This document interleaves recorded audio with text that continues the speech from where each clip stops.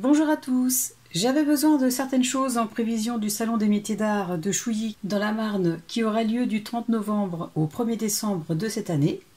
Et j'ai donc passé une grosse commande dans ma boutique préférée, la boutique Brico & Scrap, avec laquelle je suis en partenariat.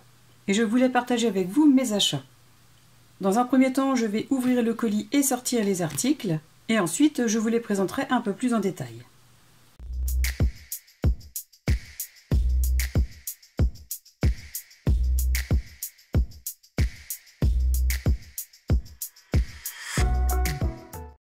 Le colis est un peu conséquent, donc j'ai dû le retourner pour vous permettre de voir le flyer qui se trouve à l'intérieur. Flyer sur lequel on retrouve les coordonnées de la boutique, ainsi que les chaînes de tous les partenaires avec leurs projets du moment.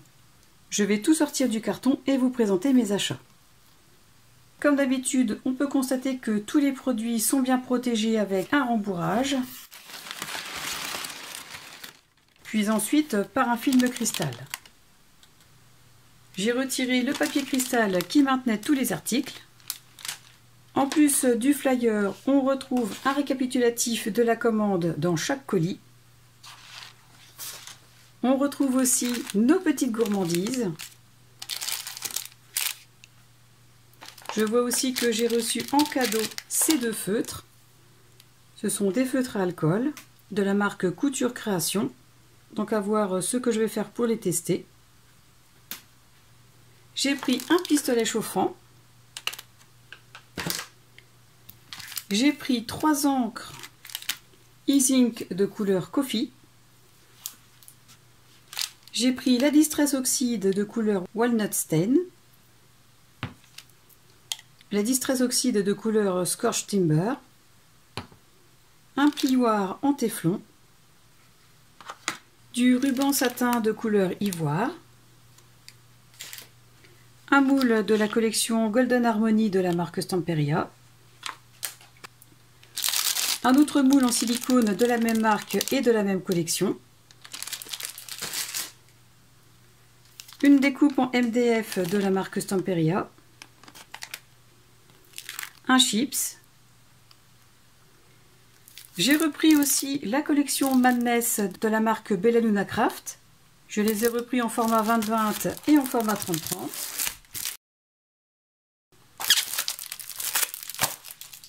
J'ai pris aussi un pochoir de la marque Stamperia, un bloc de cardstock noir de marque Florence, du stone paper en format A4 et en format A3, de l'acétate épais et de l'acétate fin, 2 paquets de cardstock Florence de couleur A3 texturé. Et je constate que j'ai eu aussi glissé dans mon colis 2 feuilles en cadeau, 2 feuilles de découpe qui pourront me permettre de faire quelques jolies cartes. À présent, je vais vous montrer un peu plus en détail chacun des articles. Je vais commencer par la collection Madness de la marque Bella Luna Craft, avec laquelle j'ai réalisé un album en partenariat avec la boutique Brico & Scrap il y a quelques mois. Si vous n'avez pas vu la présentation, je vous mets le lien dans le petit i en haut à droite et je vous mets aussi le lien de la playlist dans la description de cette vidéo. Et étant donné que j'ai déjà montré les papiers, je ne vais pas le refaire aujourd'hui. Et j'ai repris cette collection tout simplement pour refaire l'album pour une commande qui m'a été faite. Ensuite, j'ai repris un paquet de cardstock Florence en format A4 lisse de couleur noire. C'est un paquet de 100 feuilles. Parce que le précédent étant déjà bien entamé, j'ai préféré prévoir.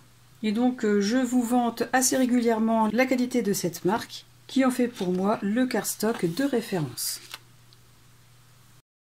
Pour continuer dans le cardstock Florence, j'ai repris celui de couleur aqua en format 30 sur 30 cm, ce qui va me permettre de pouvoir refaire un album bébé avec ma collection. C'est pareil, si vous ne l'avez pas vu, je vous remets le lien dans le petit i en haut à droite ainsi que dans la description. J'ai repris de l'acétate fin en format A4. Ce paquet en contient 10. Donc vous voyez, hein, il est très souple. Et il est écrit que cet acétate résiste à la chaleur et est idéal pour l'estampillage, l'embonçage, la carterie, le scrapbooking et autres papeteries créatives. Et comme cet acétate est résistant à la chaleur, il est possible de l'embosser à chaud.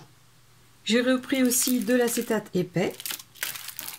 C'est aussi un format A4 et il contient 5 feuilles. Et il est écrit que cet acétate est idéal pour la fabrication de cartes transparentes. Et moi j'ajouterai aussi qu'il est idéal pour réaliser des shakers ou pour toute autre chose telle que la porte que j'ai réalisée dans mon album Alice. Ensuite, dans le cadre du Salon des métiers d'art auquel je participe, je vais avoir besoin de stone paper que j'ai commandé dans les deux tailles, en format A3 et en format A4. Alors pour ceux qui ne connaissent pas encore, le stone paper, c'est un papier minéral d'un grammage de 300 grammes et qui supporte de nombreuses maltraitances telles que le froissement, la couture, l'application d'encre, de peinture, sur lequel il est aussi possible d'appliquer des feuilles de riz avec la colle. C'est un papier ultra résistant qui offre une possibilité de création incroyable. J'ai sorti une feuille que je vais vous montrer d'un peu plus près. Alors je ne sais pas si vous allez voir vraiment l'épaisseur. Mais bon, c'est un papier relativement épais, qui reste souple même sans être travaillé. C'est un papier très résistant et qui, une fois travaillé, peut donner ce genre de résultat. Ensuite, j'ai pris ce pochoir de la marque Stamperia, d'un format 12 sur 25 cm, qui est comme d'habitude d'excellente qualité, comme tous les produits de la marque Stamperia, et qui reste très souple. Je l'ai pris parce que j'ai trouvé que ces motifs pouvaient parfaitement s'associer avec une des pages de ma collection, avec cette page, ce qui me permettra de pouvoir agrémenter les albums ou les créations que je vais faire avec, en utilisant des encres ou des pâtes de texture. Donc voilà pour le pochoir.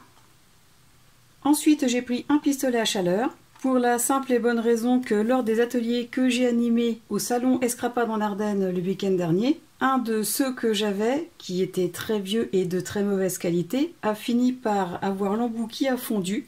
D'ailleurs, c'était assez drôle et ça nous a bien fait rire pendant l'atelier. Donc il m'en fallait un nouveau et cette fois-ci j'en ai pris un de la marque Weissen Creative. J'ai voulu investir dans du matériel de qualité pour être sûr que ça puisse me durer un certain temps. Je vais l'ouvrir et vous montrer. Voilà les éléments qu'il y avait dans l'emballage. Le pistolet à chaleur, la petite boucle en métal pour permettre de poser le pistolet sans qu'il soit en contact avec les surfaces. Donc à mon avis ça va comme ceci. Il suffit de l'écarter un peu. Voilà, comme ceci. Et une fois le pistolet refroidi, hop, on remet l'embout comme ça. Je l'ai choisi aussi parce qu'il est doté de 2 vitesses d'embossage. Donc sur ce bouton-là, il y a le 2. Ici, la vitesse 1, la 0. Donc vraiment très simple.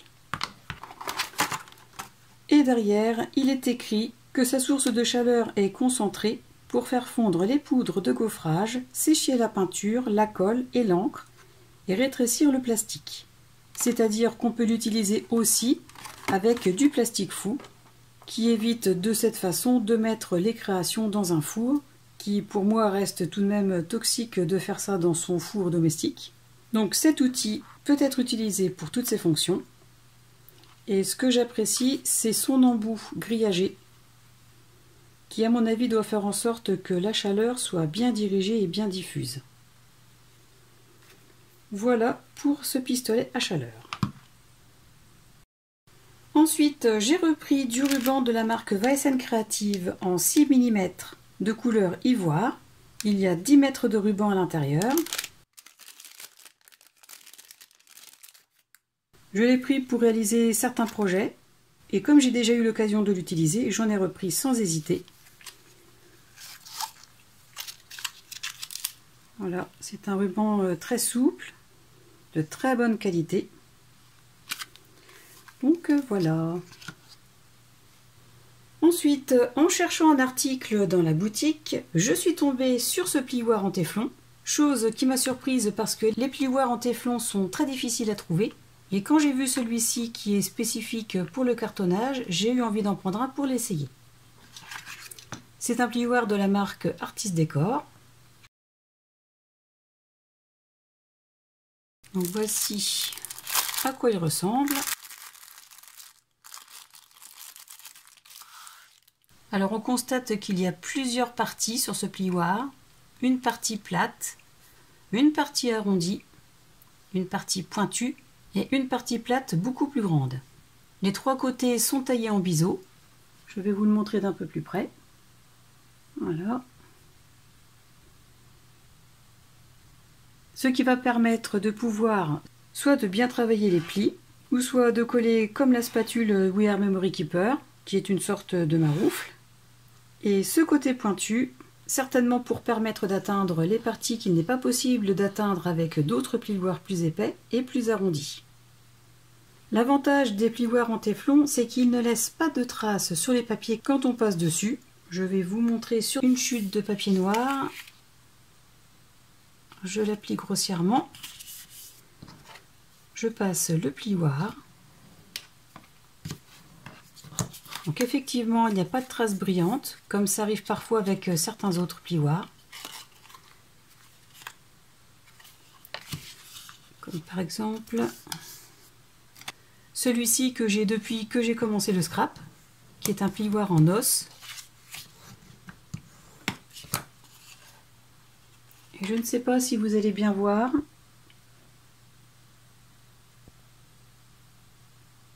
Mais effectivement ici on voit un petit peu de brillance après le passage du plioir en os, alors qu'ici il n'y a aucune brillance. C'est pas vraiment évident à montrer, peut-être comme ça. Enfin voilà. Donc j'ai eu envie d'essayer ce plioir. Il va m'accompagner pour certains projets. Et je n'hésiterai pas à vous en faire un retour après l'avoir utilisé. Ensuite, j'ai pris un moule en silicone de la marque Stamperia qui mesure 14,8 cm sur 21 cm et qui provient de la collection Golden Harmony. Je l'ai pris pour les rondelles de bois striées, mais aussi pour les champignons. Et je suis très contente parce que j'avais raté déjà le moule en silicone de la collection Woodland qui lui aussi avait des champignons. Et là, je suis vraiment très contente d'avoir pu le commander à temps. Pour les personnes qui me suivent depuis très longtemps, vous savez que je vante perpétuellement les mérites de la marque Stamperia. Et donc, il en est de même pour ce moule en silicone. Les moules en silicone de cette marque sont de très bonne qualité, sont très résistants et très souples à la fois. Ce qui nous permet de faire des moulages avec différentes matières, telles que la résine polyuréthane, la résine cristal, les pâtes autodurcissantes, la céramique, bref, j'en passe. Ce moule est adapté pour toutes les techniques de moulage. Je vais vous montrer d'un peu plus près la qualité et la finesse de ces moules. Par exemple, ici, on voit bien l'estrie du bois. Et petits détails dans les pommes de pin, mais aussi dans certains des champignons. Celui-ci, j'aime beaucoup. Je suis vraiment impatiente de pouvoir les utiliser et les essayer. Donc voilà pour ce moule en silicone. Ensuite, toujours dans les moules de la même marque, de la même collection, c'est-à-dire Golden Harmony, j'ai pris ce moule en plastique thermoformé avec lequel je vais pouvoir réaliser des moulages de citrouilles qui entre nous sont vraiment super jolies. Notamment celle-ci, elle est vraiment complète, elle est vraiment superbe. Il y a aussi les feuilles de citrouille ici et deux autres moulages avec des mots bienvenue et merci. Mais c'est vraiment pour ça et les citrouilles que je l'ai pris. Ensuite, dans la même collection, j'ai pris ce qu'on appelle des chips, qui sont tout simplement des morceaux de carton compressés. Et j'ai choisi celui avec les citrouilles et les feuilles. L'épaisseur est d'environ 1 mm. Et ces décorations peuvent être soit coloriées, soit embossées à chaud, ou peintes, ou autres, et pourront parfaitement s'intégrer sur une carte, par exemple là en l'occurrence une carte sur l'automne, ou pour décorer un album, ou tout autre projet. Et enfin, pour finir dans la présentation des produits que j'ai achetés, il me reste à vous présenter la découpe en MDF de la marque Stamperia, et moi j'ai pris la découpe citrouille. Donc, je vais l'ouvrir.